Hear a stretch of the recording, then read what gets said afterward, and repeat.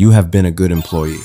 You showed up, you delivered, you stayed late when it mattered, and said nothing when it did not. You built something inside that organization, a reputation, a track record, a body of work with your fingerprints all over it. And now, someone is sitting across from you in a room, telling you how this ends. Here's what they are not telling you. The way you leave is a financial instrument, and most people walk out of that room having already spent it. I am Jackson. This is Jackson Invest, and what I'm about to show you is the math they were hoping you would never do. Picture someone who has worked at a company for 3 years. 2 good performance reviews. Not extraordinary solid. Consistent. The kind of employee an organization quietly depends on without ever saying so out loud. Then one Tuesday, a manager calls them in. No agenda in the calendar invite. A conference room with no windows. And a choice. Resign now or go on a performance improvement plan. The manager frames it as a kindness. This way you leave on your own terms, they say. It looks better. So this person goes back to their desk and spends the afternoon writing a resignation letter. They feel like they handled it with dignity. What they do not know, what they will not know for months, is that their manager sent an email to HR 18 minutes after that meeting ended. The subject line read, "Voluntary separation confirmed. No package required." HR replied with a thumbs up. The person who just resigned had handed the company somewhere between $18,000 and $26,000, and they had done it for free. They did not lose because they were weak. They lost because they were never taught the rules of the game they were already playing. There are 4 mechanisms that make this work. The company knows all 4. Most employees know none. Mechanism number 1, the legal cliff. When an employee resigns, the company's financial obligation ends immediately. Final paycheck, accrued vacation in states that require it, nothing else. No severance, no negotiation, no continuation of benefits by default. But more critically, a voluntary resignation disqualifies the employee from unemployment insurance in nearly every jurisdiction, because unemployment requires that the separation be involuntary. A resignation, regardless of the pressure behind it, is classified as a choice. The pressure in that conference room is not legally visible. The room with no windows does not appear in the file, only the letter does. Resignation resets the board, and it resets it entirely in the company's favor. Mechanism number 2, the 40% problem. An involuntary separation, a layoff, a termination without cause costs a company, on average, 40% of the departing employee's annual salary. That figure includes severance, unemployment insurance contributions, benefits continuation, and in many packages, outplacement services. For someone earning $80,000 a year, that number is $32,000. The company is not doing this out of generosity.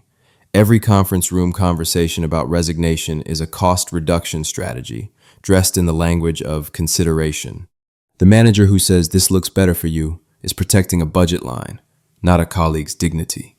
Mechanism number 3, the PIP as architecture. A performance improvement plan presented alongside a resignation offer is rarely a development tool.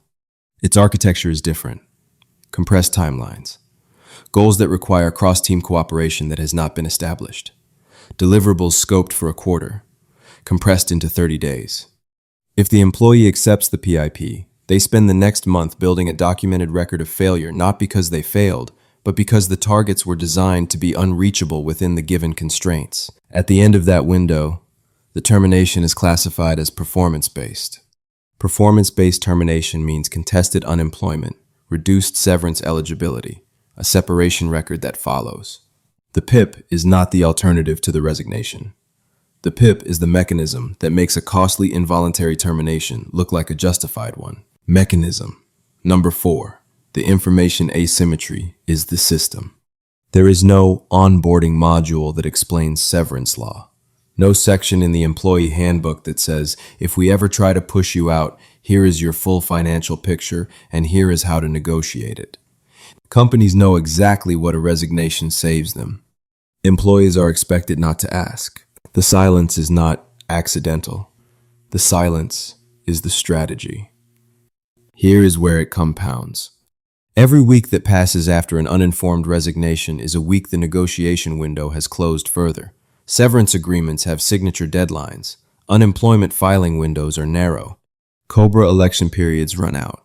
The leverage an employee holds in the 48 hours after receiving a separation offer diminishes by the day. Most people do not find out what they were entitled to until a former colleague mentions it casually in a text message weeks later. At that point, there is nothing left to negotiate. The agreement has been signed. The claims have been released. The NDA is active. And the person who resigned 3 weeks ago? They are not even eligible for that conversation. They chose to leave. That is what the paperwork says. The system does not punish people for being uninformed. It simply does not correct them. You do not get a second meeting. The room with no windows only opens once. The third option is the one nobody names in that conference room. Not resignation, not the PIP, a third door. Say nothing yet and let the company make its next move. In most organizations, when an employee declines to resign and declines to accept a performance plan, the company's remaining path is an involuntary separation, a layoff, a termination without cause. That separation triggers the full severance framework: unemployment eligibility, benefits continuation, a negotiable package. That is not a confrontation. That is the correct reading of a legal landscape. Here are 3 precise moves. Each one is executable before the end of this week. Move 1. Do not sign anything in the room. Ask for the written terms before responding to any offer. A request for time is not a refusal. It is due diligence. Any organization that treats it otherwise has already told you something important.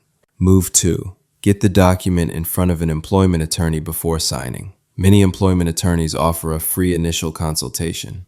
A 1-hour review of a separation agreement often reveals what has been included to protect the company and what has been omitted to limit the employee. This is not aggression. This is literacy. Move 3. Treat the first offer as an opening position. Severance policies are frequently presented as fixed calculations tied to tenure. They are frequently not. The figure in the initial agreement reflects what the company hopes you will accept. The figure in the final agreement reflects what you demonstrated you understood.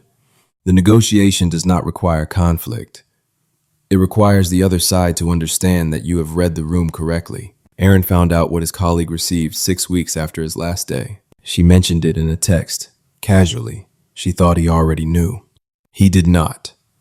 There was nothing left to negotiate by then. The agreement was signed. The release of claims was complete. The window had closed. He was not careless. He was not uninformed by nature.